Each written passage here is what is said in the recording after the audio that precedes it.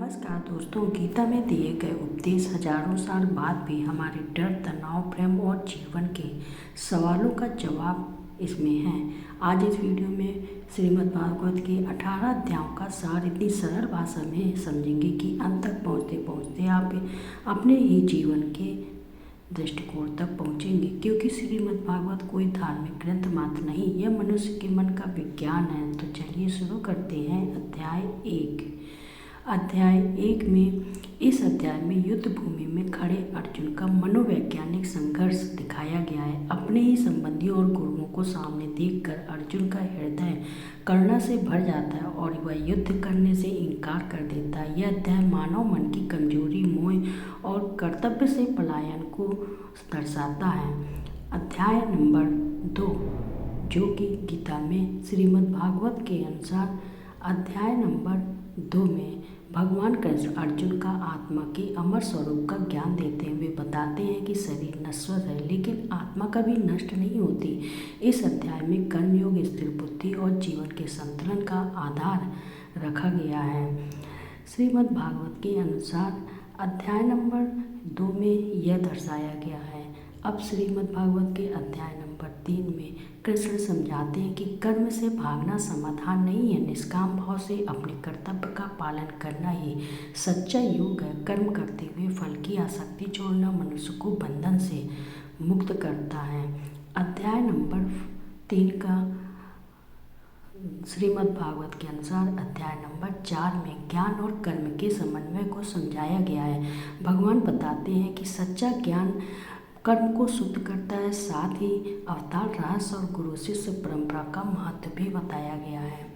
श्रीमद् भागवत के अनुसार अध्याय नंबर 5 में कृष्ण कहते हैं कि बाहरी संन्यास से अधिक महत्वपूर्ण है आंतरिक वैराग्य। कर्म करते हुए मन से संन्यास लेना ही श्रेष्ठ मार्ग है। ज्ञानी व्यक्ति संसार में रहते हुए भी बंधन से मुक्त रहता है। अध्याय नंबर 5 में दर्शाया गया है। अध्याय नंबर 6 में गीता भागवत के अनुसार श्रीमद् भागवत के अनुसार ध्यान, आत्मसंयम और मन की एकाग्रता का महत्व बताया गया है। मन चंचल है, लेकिन अभ्यास और वैराग्य से उसे नियंत्रित किया जा सकता है। सच्चा योगी वही है जो सुख दुख में समान रहता है। अध्याय नंबर 6 में यह दर्शाया गया है। श्रीमद् भागवत के अनुसार अध्याय नंबर 7 में भगवान अपने साकार और निराकार स्वरूप का वर्णन करते हुए बताते हैं कि संपूर्ण सृष्टि उनकी शक्ति से चल रही है। भक्ति के द्वारा ही उन्हें वास्तविक रूप से जाना जा सकता है। श्रीमद् भागवत में अध्याय नंबर 7 का श्रीमद् भागवत के अनुसार अध्याय नंबर 8 में मृत्यु के समय स्मरण का महत्व बताया गया है। जो अंतिम क्षणों में ईश्वर का स्मरण करता है वह मोक्ष को प्राप्त करता है। जीवन भर की सोच ही मृत्यु के समय चेतना का रूप लेती है। अध्याय नंबर 8 है। अध्याय नंबर 8 में दर्शाया गया। अब अध्याय नंबर 9 में भक्ति को सर्वोच्चम बताते हैं। सरल प्रेमपूर्ण भक्ति से कोई भी ईश्वर को प्राप्त कर सकता है। ईश्वर सब में समान रूप से विद्यमान है। अध्याय नंबर 9।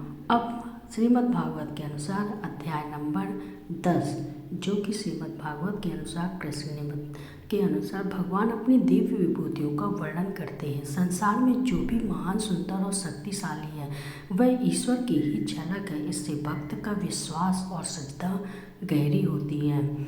श्रीमद् भागवत के अनुसार जो भी इसमें बताया गया है। अध्याय नंबर 11 में अर्जुन को भगवान का विराट रूप दिखाई देता है। संपूर्ण ब्रह्मांड कृष्ण के भीतर समाया हुआ दिखता है। यह अध्याय ईश्वर की अपार शक्ति और मानव की सीमित दृष्टि को दर्शाता है। श्रीमद् भागवत के अनुसार कृष्ण बताते हैं कि भक्ति का मार्ग सबसे सरल और प्रभावी है। जो भक्त अहंकार, द्वेष और अपेक्षा से मुक्त होता है वह भगवान को अत्यंत प्रिय होता है। प्रेम ही भक्ति का मूल है। श्रीमद् भागवत में कृष्ण बताते हैं कि अध्याय नंबर में आगे चलते हैं। अब इस अध्याय में शरीर, क्षेत्र और आत्मा का भेद समझाया गया है। आत्मा साक्षी है और शरीर उसका साधन। सच्चा ज्ञान इस भेद को समझने से उत्पन्न होता है। श्रीमद् भागवत के अनुसार कृष्ण ने अर्जुन को समझाया इस अध्याय में कृष्ण सत्व, रज और तम इन 3 गुणों का वर्णन करते हैं। मनुष्य का स्वभाव और कर्म इन गुणों से प्रभावित होता है। इनसे ऊपर उठकर ही मोक्ष संभव है। श्रीमद् भागवत के अनुसार यह कृष्ण के बताते हैं कि इस अध्याय में संसार को उल्टे वृक्ष के रूप में बताया गया है। इसकी जड़ें ऊपर और शाखाएं नीचे हैं। ईश्वर को पुरुषोत्तम कहा गया है, जो क्षर और अक्षर दोनों से परे हैं। श्रीमद् भागवत की आगे दैवी और आसुरी गुणों का स्पष्ट वर्णन किया गया है। दैवी गुण मनुष्य को मुक्ति की ओर ले जाते हैं, जबकि आसुरी गुण पतन की ओर। जीवन में आत्मचिंतन का संदेश मिलता है।